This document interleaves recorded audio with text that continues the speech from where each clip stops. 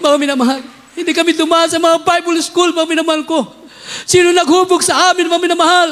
Ang ating beloved Assistant Pastor Liz Almeda, ating dearly beloved Honorable Pastor Evangelist Wilder Stan Almeda, the end-time prophet of a loving God.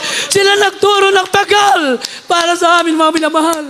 Lahat ang tinuro nila, mga minamahal, lahat ang ito'y napakinabangan namin. Kami umaani ng pagpapala ng ating dakilang Diyos, mga minamahal. Kaya, mga minamahal ko, hallelujah, kami pinagpala ating dakilang Diyos sa kanilang mga turo, mga aral. Sabi ng Biblia, mga minamahal ko, huwag natin kalilimutan yan. Sila'y isang napagandang halimbawa at tularan pa nga natin ang kanilang pananampalataya, mga minamahal. Hebrews chapter 13, verse 7. Eli po. In the book of Hebrews, chapter 13, verses 7 Yes. and 17. Okay. Verse 7, remember them which have the rule over you, who have spoken unto you the word of God, whose faith follow, considering the end of their conversation. 17, obey them that have the rule over you, and submit yourselves, for they watch for your souls, as they that must give account, that they may do it with joy, and not with grief, for that is unprofitable for you. Yes, hallelujah. Ito po sa Hebreo, Kabanatang 13, 7 at 17. Alalahanin ninyo ang nangagkaroon ng pagpupuno sa inyo na siyang nangagsasalita sa inyo ng salita ng Diyos at sa pagdilidili ng wakas ng kanilang pamumuhay ay inyong tularan ang kanilang pananampalataya.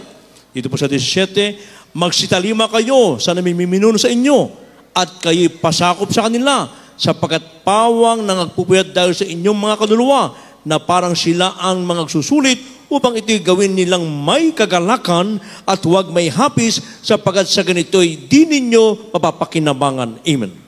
Amen, praise God. Alalahanin natin, mga minamahal ko.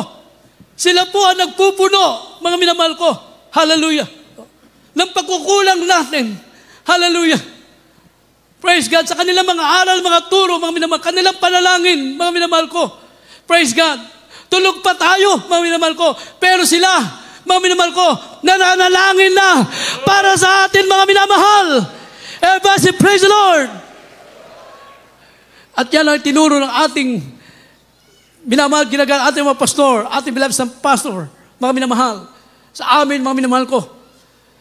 Maghanap kayo ng mga gawain ng mga Panginoon. Mga minamahal, dito lang kayo makita sa Jesus Miracle International Ministry. Mga minamahal ko, madaling araw pa lang, pag pumunta ka sa pastoral house, meron na nagpupuri, mga minamahal. Meron na nagpupuri. Everybody say, praise the Lord. Samantalang marami mga church makikita mo, mga minamahal ko. Napakatahimik, wala nananalangin, wala nagpupuri. Asan yung kanilang pastor? Naghahanap buhay, mga minamahal ko. Bumabiyahe, mga minamahal. Pero ang ating mga pastor, ating labisang pastor, mga minamahal ko, buong buhay nila, sila ay naglingkod sa ating dakilang Diyos. Hallelujah. Sa dako ng Tarlac, mga minamahal, merong isang gawain doon.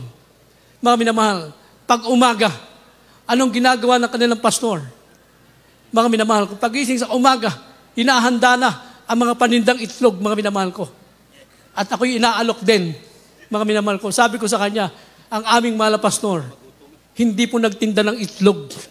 Ang aming malapastor, hindi naghanap buhay.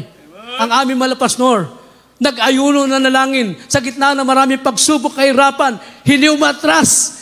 Nanalangin, mga minamahal, pinagpala ng ating mahal na Panginoon. Anong sabi niya? Iba yung pastor nyo, hindi ko kaya yan. Asa na ngayon, mga minamahal ko? Iniwan ang gawain, nasa abroad na.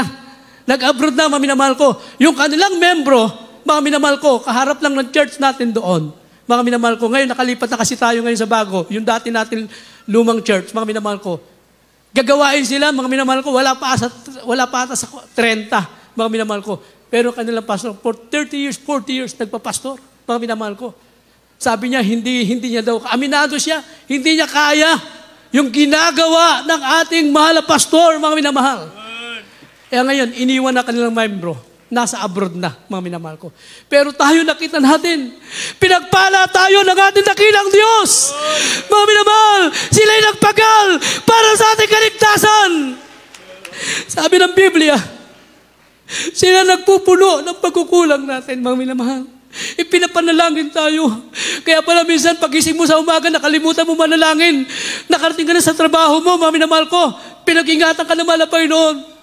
Dahil meron nang nanalangin sa'yo. Pero wag naman natin kalimutan ng manalangin. Magkaroon din tayo ng panahon para tayo manalangin bago pumasok sa ating mga trabaho. Everybody say, praise the Lord. Hallelujah. Pasakop tayo sa kanila. Mga minamahal ko, dahil nakita natin ang kanilang pagpapagal, tunay na lingkod ng ating dakilang Diyos. Sabi ng Biblia, mga minamahal, hallelujah, hindi natin kalilimutan, the righteous shall everlasting remembrance, mga minamahal ko. Just like the heroes of the Bible, mga minamahal ko, makikita din natin, mga minamahal ko, hallelujah, ang kanilang mga pananampalataya, mga minamahal ko, lalong-lalo na, and especially those whose name are recorded in the Holy Bible. Yung kanilang mga pangalan na itala sa banal na kasulatan, the heroes of the Bible, mga minamahal ko, hallelujah. Praise God na kung saan, just like Abraham, mga minamahal ko, tinawag na father of faith sa kanyang pananampalataya, sa kanyang pagsunod, mga minamahal ko, hallelujah. Praise God. Nakita natin na mabuti ang ginawa ni Abraham, mga minamahal ko. Hebrews chapter 11 verse 8. Praise God. In the book of Hebrews chapter 11, verse 8. By faith, Abraham, when he was called to go out into a place which he should after receive for an inheritance, obeyed, and he went out not knowing whither he went. Amen. Dito po sa Hebreo Kapitulo 11, versikulo 8. Sa pananampalataya si Abraham nang tawagin ay tumalima upang pumaroon sa isang dakong kanyang tatanggaping mana at siya'y yumaon na di nalalaman kung saan siya paroroon. Amen. Praise God. So ganoon ang pagkatawag sa ating dearly beloved na pastor, ating beloved ng pastor, nung tawagin sila ng mahal na Panginoon, mga minamahal. Praise God. Kung titingnan mo, sa umpisa napakahirap, parang hindi mo alam kung anong kahinatnan, mga minamahal ko. Pero sa kanilang pagtitiis, sa kanilang pagsunod, mga minamahal, sila ay pinagpala ng ating dakilang Diyos, mga minamahal. Hallelujah. Sa una, mga minamahal ko, para bang, saan ba tutungo ito, mga minamahal ko? Nung tawagin ako ng mahal na Panginoon, mga minamahal, praise God, 1990, nag-full time ako, 1985, para na akong semi-worker, mga minamahal, lagi na ako sa pastoral, nagbabantay pa kami dito, mga minamahal. Naabutan ko, pag kumakain, mga minamahal ko, sa isang pirasong isda, naghahati pa yan. Mga minamahal ko. So kung titingnan mo, saan patutunguhan ito? Saan makakarating? Pero, mga minamahal ko, lahat ng sinabi ng mahal na pastor, ating beloved ng pastor, isang araw, pagpapalain ang gawain ng Diyos, mga minamahal. Ang mga manggagawa, mga minamahal, ang mga preacher, pupunta sa ibang bansa, hindi para magtrabaho, para mangaral ng salita ng Diyos. Nangyari ba, mga minamahal? Nangyari, mga minamahal, lahat ang sinabi nila. Sapagkat sila'y tunay na lingkod ng ating dakilang Diyos. Mga minamahal ko, si Abraham, nung sumunod sa mahal na Panginoon, hallelujah, basta sumunod lang siya, bahala ng mahal na Panginoon by faith, mga minamahal ko. Si Abraham, pinagpala ng ating dakilang Diyos. Kaya tinawag siya, mga minamahal ko, the father of faith, mga minamahal ko. Romans chapter 4, verse 16. Praise God. The book of Romans chapter 4, verse 16. Therefore, it is of faith that it might be by grace, to the end the promise might be sure to all the seed, not to that only which is of the law, but to that also which is of the faith of Abraham, who is the father of us all.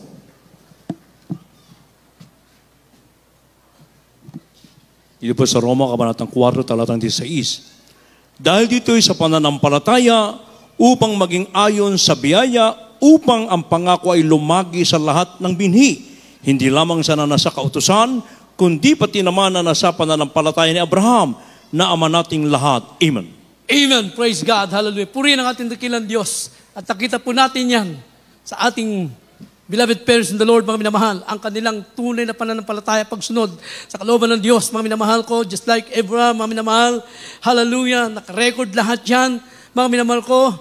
Si Noah, mga minamahal ko, was ordered to build an ark to save from the flood those who would believe in him, mga minamahal ko.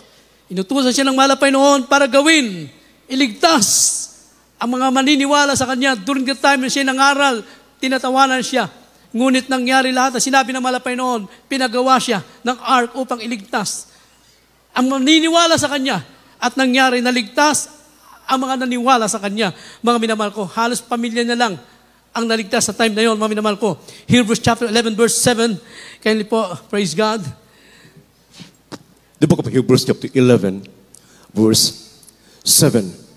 By faith, Noah, being warned of God of things not seen as yet, moved with fear, prepared an ark to the saving of his house, by the which he condemned the world, and became heir of the righteousness which is by faith.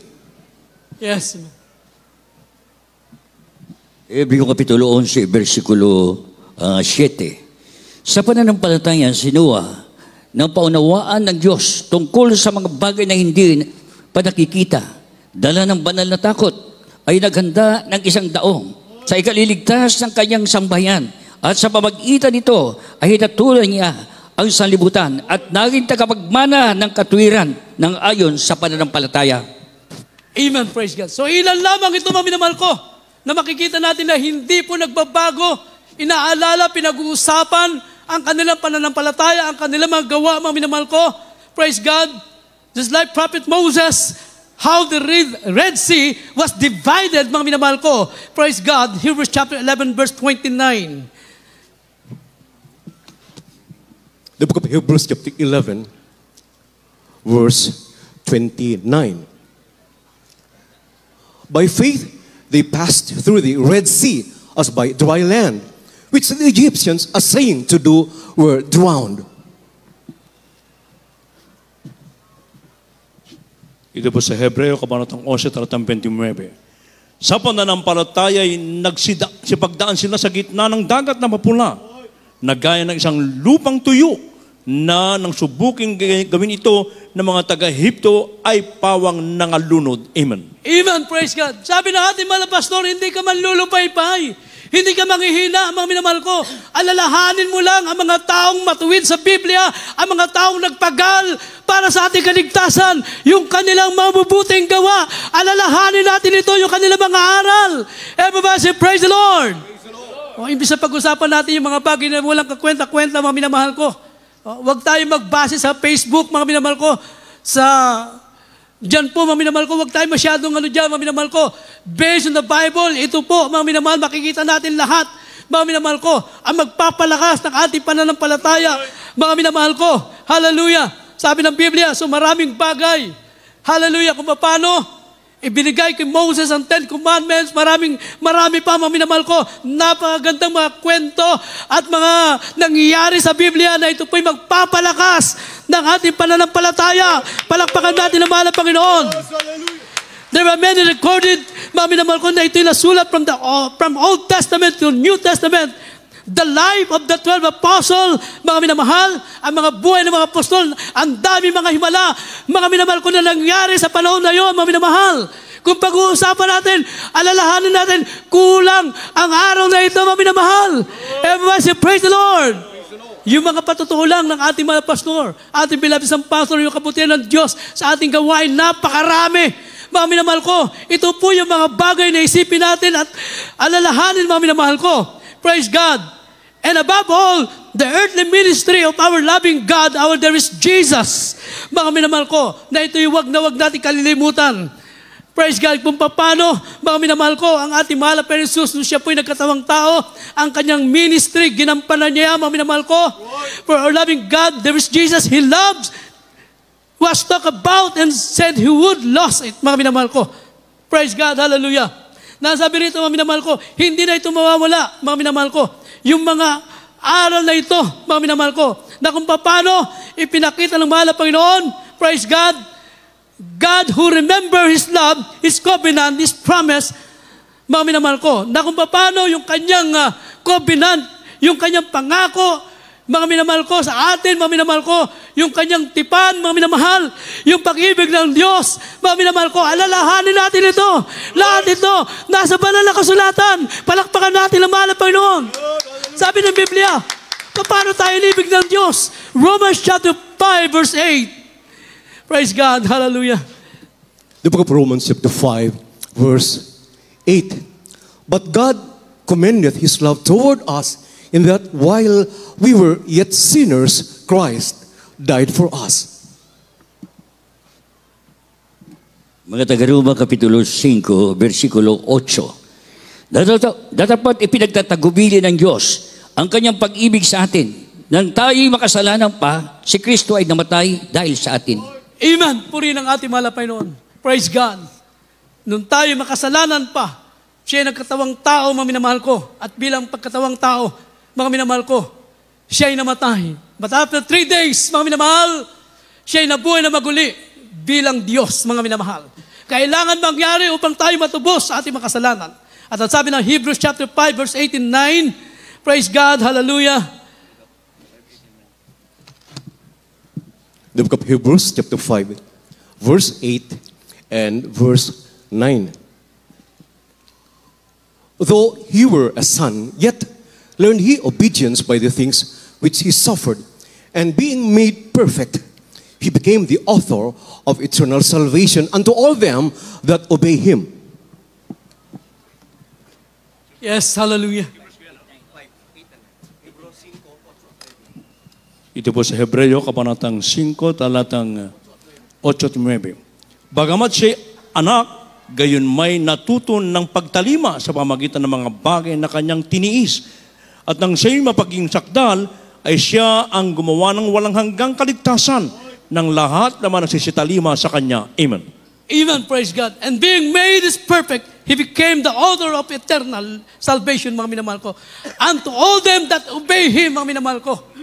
Ginampan niya ang kanyang tungkulin, mga minamahal ko. At nung siya nag-isakdal, sabi ng Biblia, siya ang gumawa ng walang hanggang kaligtasan. Kaya tayo po ngayon, meron ng kaligtasan, mga minamahal ko. Palakpakan natin ating mahal na Panginoon. Hallelujah. Purihin ang mahal na Panginoon. Praise God, tuloy na tayo pinagpala ng mahal na Panginoon. At sa mga huling talata, mga minamahal, praise God, 2 Peter chapter 3, verse 9, and Psalms 27, verse 4. The second book of Peter chapter 3, verse 9. The Lord is not slack concerning his promise, as some men count slackness, but is long-suffering to usward, not willing that any should perish, but that all should come to repentance. The book of Psalm, chapter 27, verse 4. One thing have I desired of the Lord, that will I seek after, that I may dwell in the house of the Lord all the days of my life, to behold the beauty of the Lord, and to inquire in His temple. Yes, amen. Hallelujah. Ikalawang Pedro Kapitulo 3, versikulo 9. Hindi ba pagpaliban ng Panginoon tungkol sa kanyang pangako, na gaya ng pagpapalibang ipinalagay ng iba, kundi ba pagpahinood sa inyo, na hindi niya ibig na sino man ay mapahamak, kundi ang lahat ay magsipagsisi. Dito sa mga awit 27, talatang 4. Isang bagay ang hinihingi ko sa Panginoon, na aking hahanapin, na ako'y makatan sa bahay ng Panginoon, lahat na mga karawan ng aking buhay, upang malasin ang kagandahan ng Panginoon at mag-usisa sa kanyang templo. Amen. Amen. Purihin ang mahal na Panginoon. At sa kanyang pangako, sabi ng Biblia, hindi mapagpapaliban ng mahal na Panginoon. Praise God, hallelujah. At hindi ibig ng Diyos ang tao'y mapahamak, mga minamahal ko. Kung sinabi ng mahal na Panginoon siya babalik, ito yung mangyayari sa oras at araw na di natin alam. Kaya po, tayo pinaghahanda lagi ng ating beloved parents in the Lord, our beloved Honorable Pastor Evangelist Phil Stratton Almeida, then prophet of a loving God, ang ating beloved San Pastor Linus Almeida, tayo pinaghahanda lagi, mga minamahal ko. Sabi ng Biblia, mga minamahal ko, ang kanyang pangako hindi mapagpapaliban, mangyayari at mangyayari, mga kapatid. Hallelujah. At ang sabi ng Biblia, mga minamahal ko, hallelujah, praise God. na ang kanyang tayo'y hindi niya ibig mapahamak, kundi tayo makapagsisi, mga minamahal ko. So binigyan tayo ng pagkakataon ng mahal na Panginoon upang tayo'y makapagsisi, makapanumbalik, mga minamahal ko, sa mga nawala sa mahal na Panginoon. May pagkakataon kayo, sa mga tao wala pa sa mahal na Panginoon, lumapit kayo at dakilang Diyos, mga minamahal. Praise God. At tunay na tayo pinagpala ng ating mahal na Panginoon sa ministeryo ito'y, hallelujah, tiyak ang ating kaligtasan. Kaya hindi tayo manghihina, hindi man lamig, mga minamahal ko. Lagi natin hanapin, tingnan ang kabutihan ng Diyos. Look for the goodness of God, mga minamahal ko. The beauty of God, mga minamahal ko. Kaya sabi ni Haring David, gusto niya laging nasa bahay ng Diyos. Bakit, mga minamahal ko? Hallelujah. Praise God, to behold the beauty of the Lord, mga minamahal ko. To inquire in His temple, mga minamahal ko. The beauty of God, the goodness of God, yung mabubuting bagay, alalahanin natin, mga minamahal ko. Yung mga heroes of the Bible, yung mga tao nagpagal sa ating kaligtasan, yung kanila mga aral, sariwain natin yan, mga minamahal. Hallelujah! Hindi tayo manghina sa paglinig ko sa Diyos, mga minamahal. Purihin ang ating mahal na Panginoon, mga minamahal ko. We are blessed na tayo po kayo nandito lahat, mga minamahal ko. Sila nagpanggalan ng langit for how many years, mga minamahal ko. Tayo pinagpala ng mahal na Panginoon. Naghihintay na lamang ng pagbabalik ng ating dakilang Diyos, mga minamahal.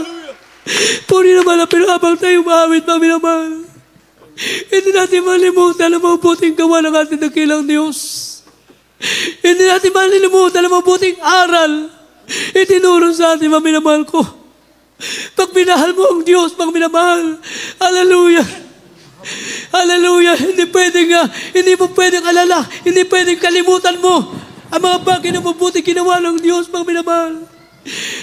Alalahanin natin the goodness of God, mga minamahal, hallelujah. Napakaraming bagay na mabuti ginawa ang mahal na Panginoon, hallelujah.